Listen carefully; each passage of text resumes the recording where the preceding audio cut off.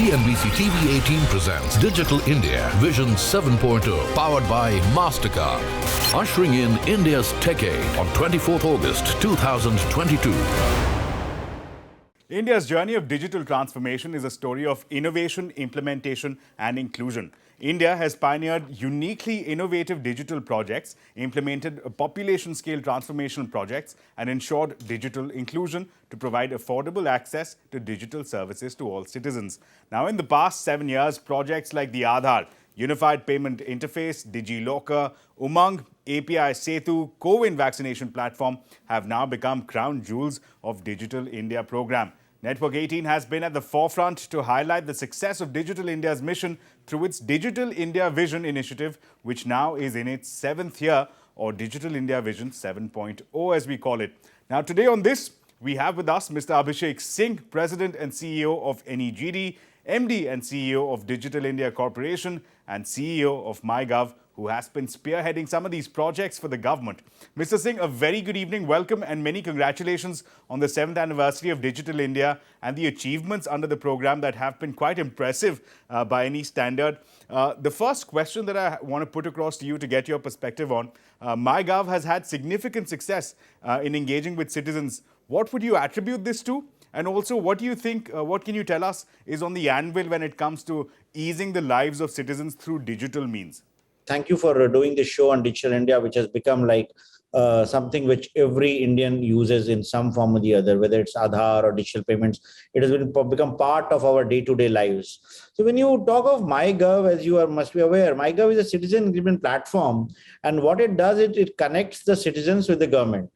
So it serves as a bridge, which on one hand gives an opportunity for citizens to get involved in policy formulation, in giving their inputs and suggestions for governance and for whatever the government does. On the other hand, gives an opportunity for government to communicate with citizens in simple terms, trying to explain the behavior with the logic and rationale of various schemes that are there, demystifying the government and trying to reach out to citizens on all platforms where the citizens are. This becomes a very important part, especially in a democratic setup, because in democracy, we always say government is of the people, by the people, for the people. But how do the citizens get involved in the governance process? How do the citizens get involved in governance and policy making? So this platform offers that opportunity.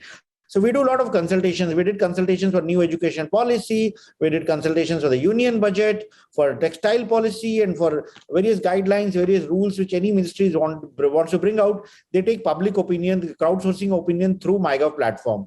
The citizens are able to express their opinion. Then these suggestions are in fact considered by the concerned ministries and departments when they are formulating their policies. Even for the union budget, we crowdsource suggestions on citizens through MyGov portal, and the suggestions that we got were shared with the Ministry of Finance, and some of it actually found its way to the union budget. So citizens feel empowered when connecting with the government on such a platform, and citizens feel that their voice is being heard. So that makes it very popular. We have more than 2.4 crore users on MyGov platform.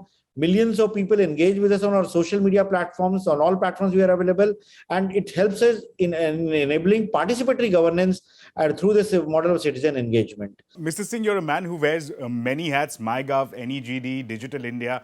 The question I want to ask you is that how are you ensuring that digital inclusion agenda that we're speaking of is implemented in a faster way, and two, in a way that it reaches the furthest corners of the country? See, digital inclusion has been the cornerstone of our entire Digital India journey, because as we know, we have a large population. We have 1.3 billion people, and people live in all across the country in villages where challenges are there with regard to people having access to a laptop or to a smartphone or to a device. We have challenges with regard to people having connectivity. And then even if people have connectivity or they have devices, there are challenges with regard to people's ability to navigate a portal or download an app and register themselves and access the services. So to address this right from the beginning in the Digital India strategy, the common service centers have been set up as kiosks in rural areas where services are offered in an assisted access through a village level entrepreneur. So these are centers which are run by private entrepreneurs, and then they have a device, they have a laptop or a computer, they have connectivity, and they have trained personnel who would offer services to people who do not have access to these services. That ensures digital inclusion. We have a network of more than 500,000 common service centers across the length and breadth of the country. Every village in this country has a nearby common service center today. Then the other part of inclusion remains with regard to making services available in multiple languages. How do we ensure that every service is available in all the major Indian languages? We have 22 official languages, and around 12 languages are there with which more than 98% of the population is covered. So all public services are being made available in all Indian languages. That also ensures inclusion. Recently, the Prime Minister also launched Mission Bhashini on 4th of July in Gandhinagar, and Bhashini also seeks to build tools and data sets with which various services can be offered in various languages. But moving ahead now, Indians have quickly adapted to digital payments with over 1 trillion in digital transactions on UPI in FY22 so far. Now, is this just the tip of the iceberg, or we understand there is more effort that needs to be done to secure cashless payment ecosystem thrives going forward? A lot of work has already been done. As you rightly said, India has become the leader when it comes to digital payments. So while that has been done, at the same time, NPCI has also enabled USSD-based digital payments, under which people who don't have a smartphone or have only a feature phone, they can also access UPI-based services. The UPI-based services are also being extended to debit cards and to RuPay cards that would ensure that the cost of doing these transactions goes down.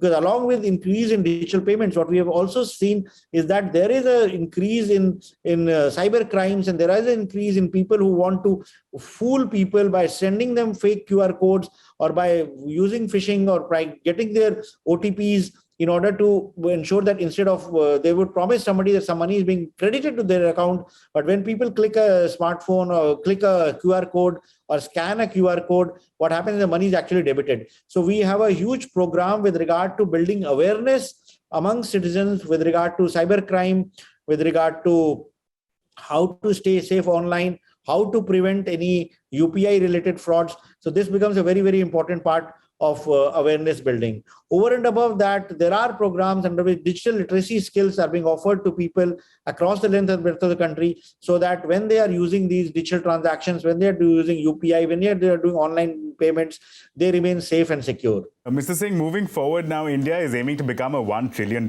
digital economy. Now, according to you, what are the key factors that will drive this growth, and what can be perhaps the key challenges that perhaps one needs to be wary of?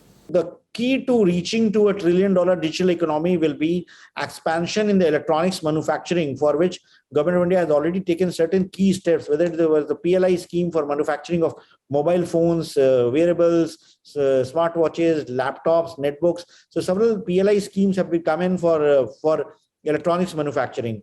And a very notable achievement due to that has been that today India has become the world's second largest manufacturer of mobile phones. Similarly, investments are being done for other components for electronics manufacturing.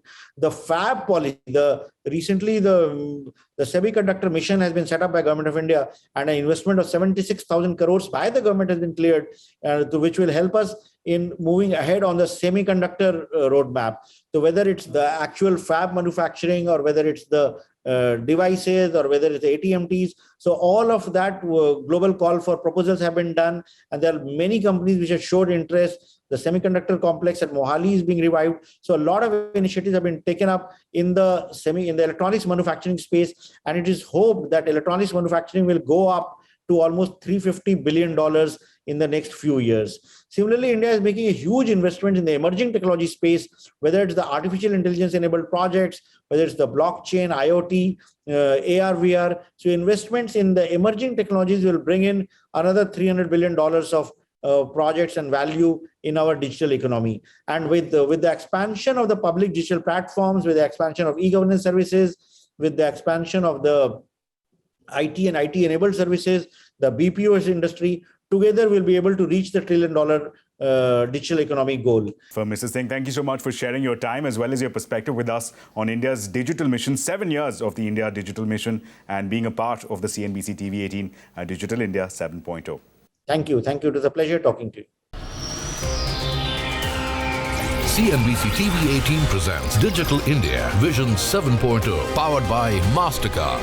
Ushering in India's Tech Aid on 24th August 2022.